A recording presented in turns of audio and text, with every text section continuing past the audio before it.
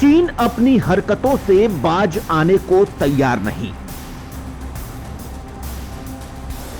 पिछले हफ्ते दोनों देशों के सैनिकों के बीच हिंसक झड़पों के बाद उसने माइंड गेम खेलना शुरू कर दिया है।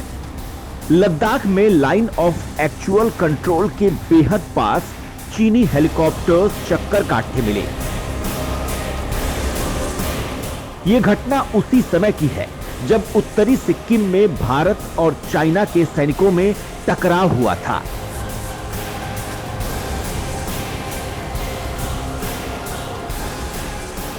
भारतीय वायुसेना के सूत्रों ने उन खबरों को खारिज किया है जिसमें कहा जा रहा है कि भारतीय जेट्स ने चाइनीज हेलीकॉप्टर्स को खदेड़ा। वायुसेना के सूत्रों के मुताबिक भारतीय फाइटर जेट्स ने अपनी सीमा में उड़ान जरूर भरी थी, लेकिन ये एक ट्रेनिंग का हिस्सा था। अब ऐसे पकड़ में आ जाती है चीन की चाल।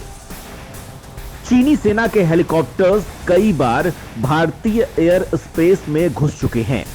वे जानबूझकर ऐसे निशान छोड़ते हैं जिससे भारत के इलाके पर दावा ठोक सकें।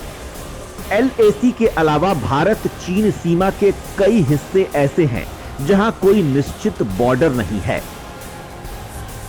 मगर अब चाइना की हवा में किसी भी हरकत का पता हमारे रडार लगा लेते हैं। Defence research and development organisation यानी DRDO ने 2 low level light weight radar बनाए हैं। इन्हें बॉर्डर के पास तैनात किया गया है ताकि निगरानी रखी जा सके। इन रडार्स के नाम भरणी और अश्लेषा हैं। भरणी जहां 2D रडार है, वहीं अश्लेषा 3D है। दोनों रडार के नाम भारतीय नक्षत्रों के नाम पर रखे गए हैं। भरणी को खास तौर से पहाड़ी इलाकों में UAVs और RPVs हेलीकॉप्टर्स और फिक्स्ड विंग्ड एयरक्राफ्ट ट्रेस करने के लिए बनाया गया है। यह एयर डिफेंस वेपन सिस्टम्स को पहले से वार्निंग दे देता है। अश्लेषा 3D रडार है।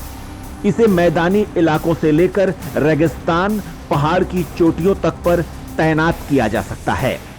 यह हर तरह के एयर टारगेट्स को डिटेक्ट करता है। यह स्टैंड अलोन और नेटवर्क दोनों मोड में काम करता है। इसी महीने भिड़े हैं दोनों देशों के सैनिक। 5 मई को पंगोंग झील के उत्तरी तट पर भारत और चाइना के सैनिक भिड़ गए थे। हाथापाई के साथ साथ पत्थरबाजी भी हुई। दोनों तरफ के जवान घायल हुए। वहीं शनिवार को सिक्किम से सटे बॉर्डर पर नाथुला के पास के नजदीक भारत चाइना के करीब 150 सैनिकों में झड़प हुई। दोनों ओर के करीब 10 सैनिकों के घायल होने की जानकारी है। पंगोंग में आखिरी बार अगस्त 2017 में सैनिक आमने सामने आए थे। डोकलाम ने दी थी सबसे बड़ी टेंशन। भारत और चाइना के बीच बॉर्डर पर तनातनी नई नहीं है। 2017 में डोकलाम में दोनों सेनाएं 73 दिनों तक अड़ी रही थीं। डर इस बात का था कि कहीं युद्ध शुरू न हो जाए। दोनों देशों के बीच सीमा विवाद में 3488 किलोमीटर लंबी LAC है।